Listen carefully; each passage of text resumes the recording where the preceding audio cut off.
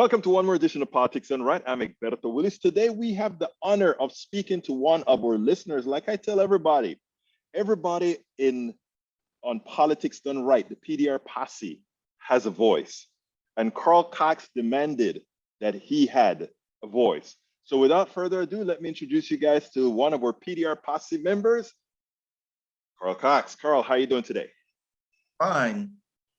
Well, Carl, I think sometimes you're in the room and we sort of have a little bit of progressive friction. And why I call it progressive friction is that many times I think some of our progressives in the room want us to be a bit more aggressive. Take it away.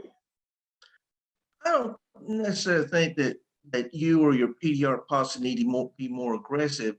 I just get frustrated with, like I said, the leadership of the Democratic Party that don't seem to be, going out there.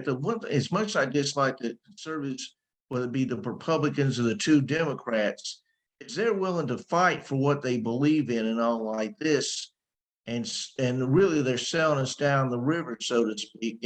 But the leadership of the Democratic Party, they won't go out there. Like I said, you have Sanders and Warren will fight from the Senate, so to speak, but you don't see Schumer doing that much, and you don't see Pelosi doing that much in the as far as on the congressional side. I think part of it, the problem is that they're both more concerned with their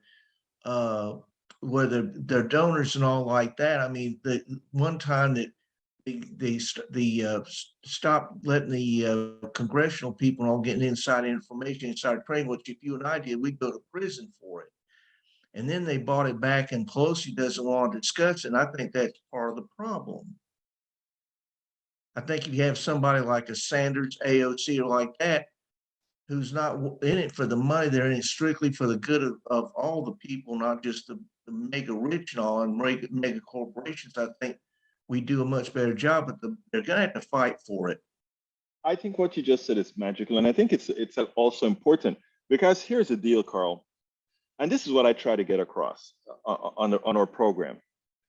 It is important for exactly the reason that you said. In other words, we have to ensure that it's not the moneyed interests that are taken care of, but everybody. If everybody gets taken care of, the moneyed interest also gets taken care of. But the issue is we have a group of folk, the folks on the right, I'm talking about the regular average American citizen on the right, that are culturally Republican, that pretty much sold their souls to those people on the right taking them down the river.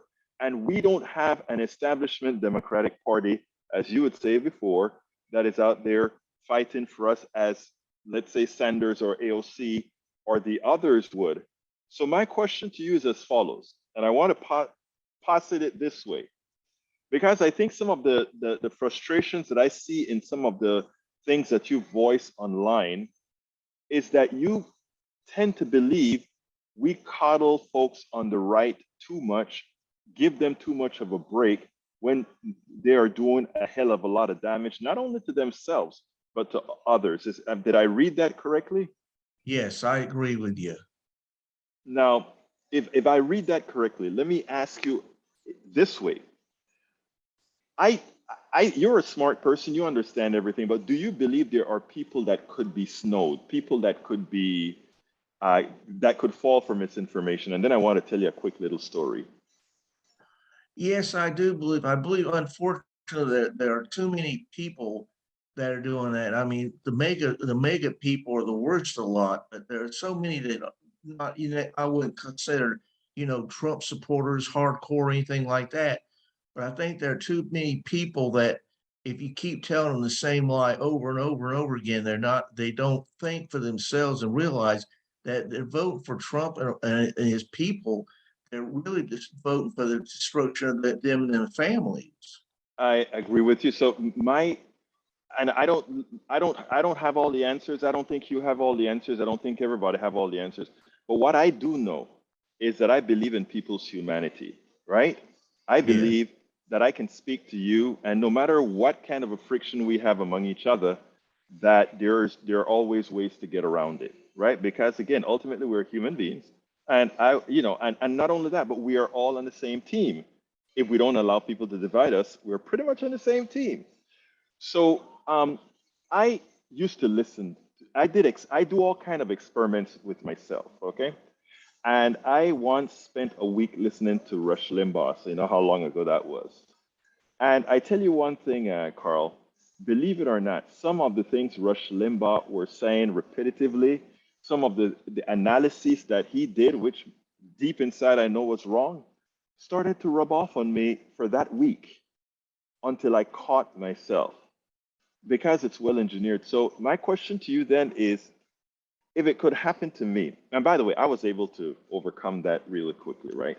If it could happen to me, I don't know if you have put yourself in the place for it to happen to you or not, but it has happened to me where I've allowed myself to go down the rabbit hole and but pull myself back out after listening to these guys for a while.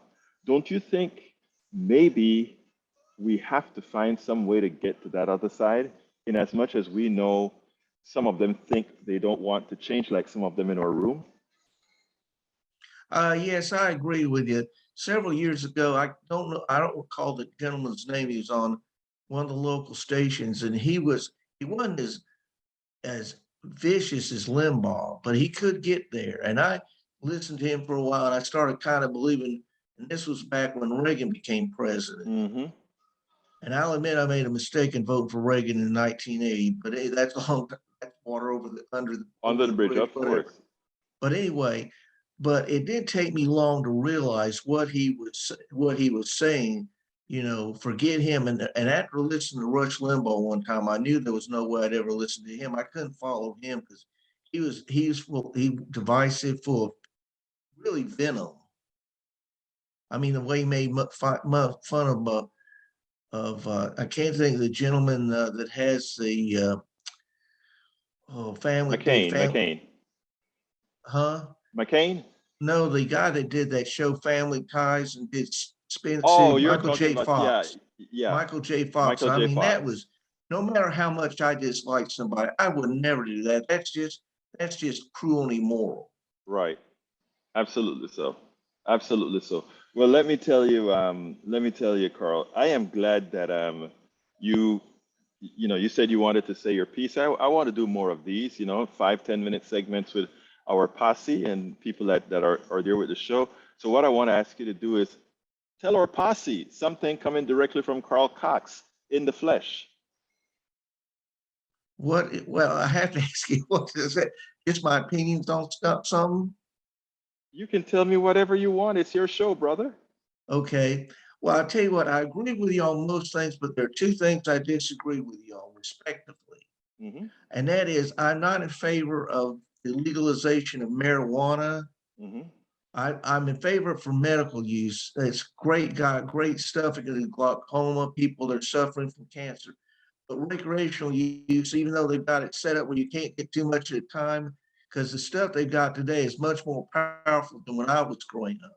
And even more so is I disagree with the legalization of hard drugs. I know they can be taxed and all like this, but I'm afraid too many people that are afraid to use it now because it's against the law will eventually decide to go with it. And I've never tried stuff because no matter how bad my life is, and I've never been stupid enough to let somebody make money off of my misery. But there's no way you can keep from sooner or later you're going to get what do you call it, hooked on it.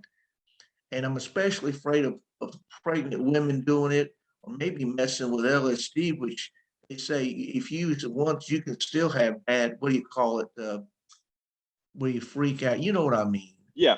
Well, I want to, before you give your final statement, Carl, on the drugs issue, I want to tell you that what we've been doing, in my opinion, hasn't worked.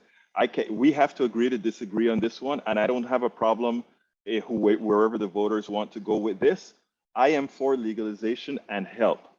You may be for something else, and what I'm trying for us to understand as a whole, as a society, is we don't have to agree on everything at all. I agree with that. What else I was going to say though is there are two things I think that would make a difference without legalizing it. I think what you've got to, they've got to sit there and have all over the country. You have to have clinics where people can go to. And really, even more important than that, I think you have to do things, mental illness treatment.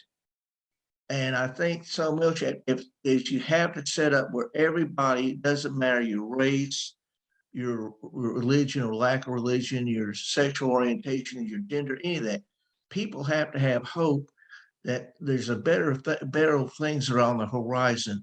That if you work hard, you can get a good paying job. You can support yourself. If you have have a family, you can take care of them.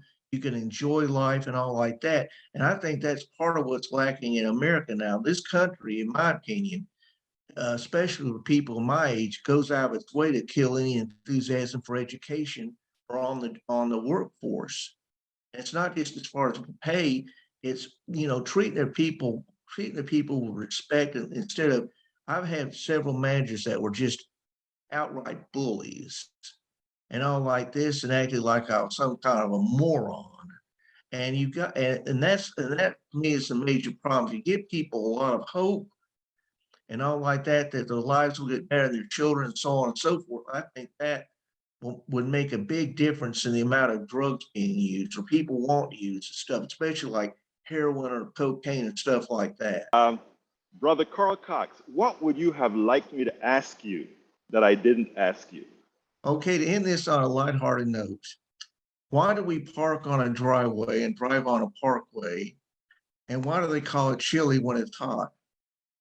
Like a bowl of chili, like chili, it's chilly Yes, I know. outside. I know. It's funny. That's funny. So you made a joke, Carl. Carl Cox, member of the Politics Done Right Posse, and now a friend of mine. Thank you so kindly for having been on Politics Done Right. We're going to do more of these with more of the people in our posse, and I'm honored to have you on our program. We spend a lot of time deconstructing the news, trying to parse it into a form that everybody can understand. We try to find those little nitpicks where it flies above the fray, etc. If you really like these videos that we do, I want to ask a big favor. Please go ahead, number one, subscribe to our channel, and number two, please join if you can. Thank you so kindly for watching. Keep watching. Please remember to share. We must populate the entire internet with our progressive message, a message that we know is what most Americans say that they want. So help us, please join.